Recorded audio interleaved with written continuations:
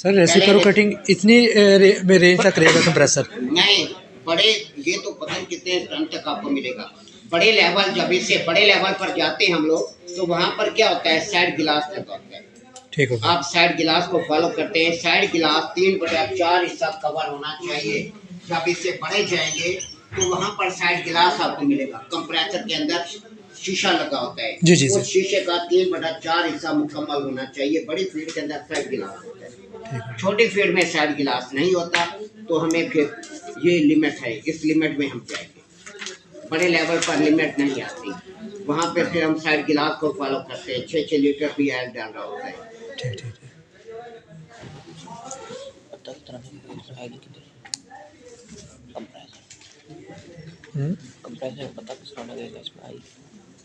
अब देखें rotary compressor की तरफ हम आते हैं। रोटरी कंप्रेसर में तेल की मिकदार लिमिट नहीं है। शहजादे जब लेक्चर दिया जा रहा था सारे खत्म कर दिया करें बातें। रोटरी कंप्रेसर में तेल की लिमिट नहीं है, उसके अंदर मिकदार नहीं है। वजह क्या है? रोटरी कंप्रेसर में तेल की लिमिट क्यों नहीं है? रेसिप्रोकेटिंग कंप्रेसर में लिमिट है। वजह यह है कि रेसिप्रोकेटिंग कंप्रेसर से तेल आप निकालना चाहें 1 मिनट में बाहर निकाल, 1 मिनट भी नहीं लगता। लेकिन रोटरी कंप्रेसर से तेल बाहर नहीं निकलता। रोटरी कंप्रेसर तेल निकालने के लिए आपको 12 घंटे कम अज कम चाहिए, फिर जाके तेल निकलता है। तो इस वजह से इसमें अंदर लिमिट नहीं है। पता नहीं अंदर कितना तेल है कितना नहीं है। अब हमने तेल चार्ज करना है तो हमें 12 घंटे इंतजार करना पड़ेगा। वो तेल निकालेंगे फिर हम डालेंगे। इस वजह से इसके अंदर क्या किया जाता है, रोटरी कंप्रेसर में थोड़ा थोड़ा तेल डाला जाता है। यानी रोटरी कंप्रेसर आपने नया लिया उसमें तेल चार्ज होगा। रेसिप्रोकेटिंग कंप्रेसर नया लिया तेल चार्ज होगा। ये उस सूरत में तेल चार्ज करना होगा जब सेकेंड हैंड कंप्रेसर, नए कंप्रेसर में तेल चार्ज नहीं कर देना। नए कंप्रेसर में तेल चार्ज करके बैठे हो, आपने तेल चार्ज करना है सेकेंड हैंड कंप्रेसर में, जो सेकेंड हैंड आप लेते हैं। अब रेसिप्रोकेटिंग कंप्रेसर के अंदर आप उसी टाइम देख सकते हैं, उल्टा करेंगे तेल सारा बाहर आ जाएगा। रोटरी कंप्रेसर में तेल बाहर नहीं आता। अब रोटरी कंप्रेसर के अंदर अगर बैक है, जैसे मैंने कल समझाया था, बैक है, हम क्या करते हैं 100 ml 200 ml तेल डाल देते हैं। रोटरी के अंदर एक क्वालिटी है, सबसे मेन चीज जो मुझे इसकी पसंद आई है वो ये है कि अगर इसमें तेल ओवर हो जाए ये तेल बाहर मारना शुरू कर देता है, तेल बाहर मारना शुरू कर देता है। रेसिप्रोकेटिंग ऐसा नहीं करता। जब उसके ऊपर लोड आएगा गैस चार्ज करेंगे फिर ये थोड़ा थोड़ा तेल मारेगा। लेकिन रोटरी उसी टाइम तेल बाहर मारना शुरू कर देते हैं, ओवर तेल को ये निकाल देता है। तो इस वजह से इसमें हम क्या करते हैं, 100 ml तेल डाला फिर चलाते हैं। यानी रेसिप्रोकेटिंग कंप्रेसर में तेल चार्ज कर लिया, अब उसे फिट कर देंगे, टांके टूके लगा देंगे।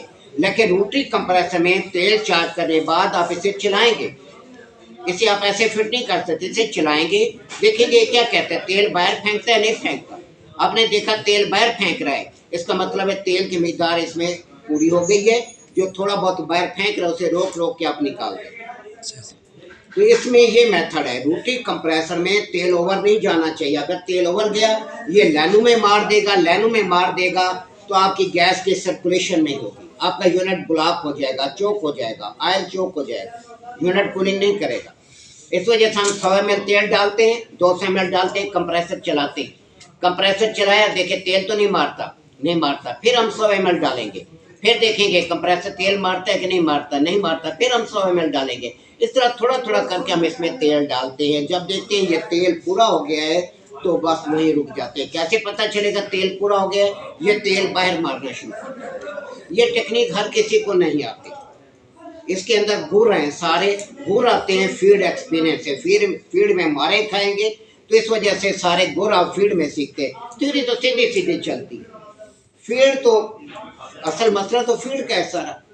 थ्योरी को तो यहाँ से बस सीधा आगे क्या मसले आते हैं क्या नहीं आते हैं वो फील्ड में होता है। इस वजह से आप लोगों को कहता हूँ कि आप फील्ड में अटैच हो। घर जाके लोफरी करने की बजाय आपको पब्लिक डीलिंग आनी चाहिए। गाँव को घेरो कैसे करना है, काम आपको आता है, गाँव आप फंसा ही नहीं सकते। उस्ताद के साथ रहेंगे, उसकी डीलिंग देखेंगे, पता चलेगा। घर में जाने के एटिकेट सीखेंगे, कैसे एटिकेट्स हैं, क्या क्या इल्ज़ाम लगते हैं, चोरी के इल्ज़ाम लगते हैं, क्या क्या लगते हैं, ये सारी चीज़ें आपको हम सिखाते हैं। क्योंकि लोगों के घर आबाद होते हैं, बड़े इशू आते हैं। मैंने काम ही कर दिया। अब रेसिप्रोकेटिंग कंप्रेसर में तेल चार्ज करना आपने कैसा है, साथ आपकी जगह मैंने उनको भेजा है, आपको जगह मिल जाएगी, उनकी एज फैक्टर आ रहा है तो कोई भी कंपनी नहीं लेती, तो ये यहाँ पर लिंक है, शायद इसको एडजस्ट कर लें, तो आपके लिए मैं कहीं और एडजस्ट करा दूँगा, आप एडजस्ट हो जाएंगे। उनकी प्रॉब्लम थी, देखिए दुआ करें एडजस्ट हो जाए, अपने कॉम्फर्ट खड़ा हो जाए। अब यहाँ पर तो ये कीड़ा कितना होता है, खारिश है, पता नहीं था, खारिश निकलवा कर आया करें,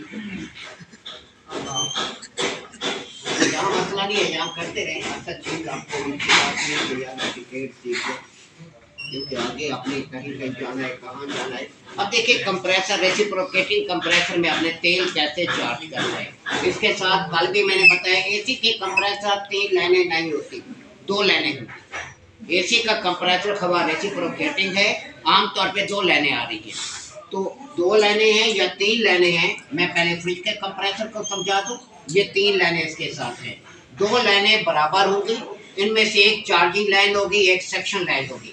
अब अपने क्या चीज़ ध्यान में रखनी है, इतना ध्यान में रखना है, अपने उस लाइन से तेल को चार्ज करना है जो कंप्रेसर में खुलती है। पंप में तेल चार्ज नहीं करना, अपने डोम में तेल चार्ज करना है। डोम में कौन सी 2 लाइनें खुल रही हैं, लाइन डोम के अंदर एक सेक्शन लाइन खुल रही है और एक चार्जिंग लाइन जो डिस्चार्ज लाइन पंप के अंदर खुल रही है। अब डिस्चार्ज लाइन से तेल को चार्ज नहीं कर सकते। बड़ी फील्ड के अंदर आपने जाना है तो वहाँ आपने इस चीज़ को मद्देनजर रखना है कि हमने तेल जो डालना है कंप्रेसर में वो डोम के अंदर डालना है, पंप के अंदर नहीं डालना। तो हमें मालूम होना चाहिए कौन सी लाइन कहाँ खुल रही है, सेक्शन लाइन चार्जिंग लाइन दोनों डोम के अंदर खुल रही है। अब आपने तेल जो मुकर्रर मिकदार में जो भी साइज कंप्रेसर का है आप तेल ले, उसके बाद एक लीड लेंगे, इसको इसके साथ लगा दिया। अब आप कंप्रेसर को रन करें, कंप्रेसर को चलाएंगे। जब आप कंप्रेसर को चलाएंगे तो कंप्रेसर तेल को नहीं उठाएगा, तेल को नहीं खींचेगा। क्यों नहीं खींचेगा? क्योंकि आपका कंप्रेसर चार्जिंग लाइन से हवा ले रहा है, अंदर वैक्यूम जब तक नहीं बनेगा, अंदर सेक्शन नहीं बनेगी, तेल को नहीं उठाएगा। ये आपने क्या करना है, यहाँ पर आपने हाथ रखना है, जैसे हाथ रखेंगे अंदर वैक्यूम बनेगा, जो अंदर हवा होगी कंप्रेसर उसको बाहर निकाल देगा। तो अंदर वैक्यूम बनेगा, जैसे ही वैक्यूम बनेगा ये तेल को खींचेगा, 1 मिनट भी नहीं लगेगा, तेल खींच लेगा। जब तेल कंप्रेसर में चला जाए तो आपने चंद सेकंड होल्ड करना है। क्यों होल्ड करना है? इस वजह से होल्ड करना है जो लीड के अंदर आयल है वो कंप्रेसर में चला जाए, यानी कंप्रेसर को अपने बंद नहीं करना, फौरन चंद सेकंड 5-10 सेकंड आप वेट करेंगे ताकि आयल जो लीड के अंदर है वो कंप्रेसर में शिफ्ट हो जाए। ये रेसिप्रोकेटिंग कंप्रेसर का तरीकाकार है। हम इस तरह डोमेस्टिक लेवल पर चार्ज करते हैं, बड़ी फील्ड में इस तरह चार्ज नहीं करते। बड़ी फील्ड के अंदर आयल पोर्ट होती है, सुराख होते हैं, उससे हम तेल को चार्ज करते हैं कंप्रेसर के अंदर। उनके अंदर कंप्रेसर निकालने के लिए भी नट लगे होते हैं, उनसे हम आयल निकालते हैं। लाइनों से ना चार्ज करते हैं ना निकालते हैं बड़ी फील्ड के अंदर। ये छोटी फील्ड की बात हो रही है सारी, क्योंकि आपका कोर्स से छोटे लेवल पर है। अब रोटरी कंप्रेसर में तेल को चार्ज करना बिल्कुल मुख्तलिफ है, इसका अपोजिट है।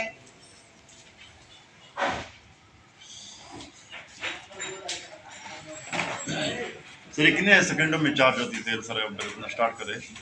डिपेंड करता है तेल की मिकदार कितनी है, ज़्यादा बहुत ज़्यादा देर 30-35 सेकंड में तेल चार्ज हो जाता है डोमेस्टिक लेवल। सर जी जो अगर अंदर वो मैग्नेट होता है जो कल आपने दिखाया सर जी, मैग्नेट भी था और पंप भी था, ये तेल जो होता है उसके अंदर भी ऐसे मिक्स हो जाता है या वो नीचे पड़ा? ये जो है तो इसके अंदर से बिजली नहीं गुजर सकती, वो जो कॉइल होता है सारा चला जाता है। आयल में से इंसुलेटेड आयल होता है, इसमें से बिजली नहीं गुजर सकती, वरना तो आपकी पूरे फ्रिज में एसी में करंट ही करंट आ जाए, इसमें से बिजली नहीं गुजर सकती क्योंकि ये बॉडी के साथ टकरा रहा है, पूरी बॉडी में करंट आ जाए, तो ये इंसुलेटेड आयल होता है।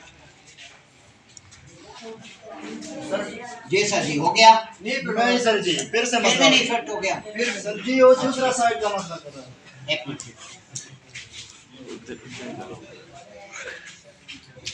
अल्ट्रेशन करना आसान काम तो नहीं होता। Yes sir. अब ये रोटरी कंप्रेसर है, रोटरी कंप्रेसर के साथ अकोमोडेटर लगा हुआ है। अब आपने तेल जो चार्ज करना है इसमें आपने फिर सोचना है तेल किस लाइन से जाना है, डोम में जाना है। अब ये उसका उलट है रेसिप्रोकेटिंग कंप्रेसर का। रेसिप्रोकेटिंग कंप्रेसर में सेक्शन लाइन चार्जिंग लाइन दो में खुलती है, इसमें सेक्शन लाइन पंप के अंदर खुली है। अब डिस्चार्ज लाइन कंप्रेसर के एब्डोम के अंदर खुली है। अब जो तेल चार्ज करेंगे डिस्चार्ज लाइन से तेल चार्ज करेंगे। इसको आपने कंप्रेसर को चलाकर तेल चार्ज किया, उसमें कंप्रेसर नहीं चलेगा। कंप्रेसर बंद हालत में अपने कीफ की मदद से यानी कुप्पी पता नहीं क्या क्या कहते हैं अपनी अपनी जुबान में, उससे आपने इसमें तेल चार्ज करना है। थोड़ा थोड़ा 100 ml 200 ml करके अपने तेल चार्ज करना है। देखिए तो यहाँ पे सवाल कुछ ध्यान में आता है मुझसे पूछे, अभी प्रैक्टिकल हो जाएगा, 5 मिनट का प्रैक्टिकल भी